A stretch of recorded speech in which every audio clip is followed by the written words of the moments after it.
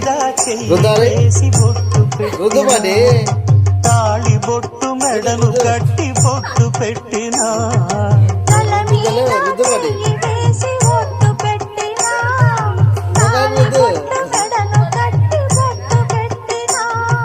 సన్ని కళ్ళు తొక్కిన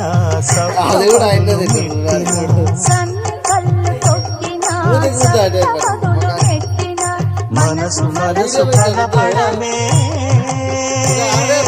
మంత్రం పరమార్థం శ్రీరస్తు శుభమస్తు శ్రీరస్తు శుభమస్తు శ్రీకారం చుట్టుకుంది పెళ్లి పుస్తకం ఇక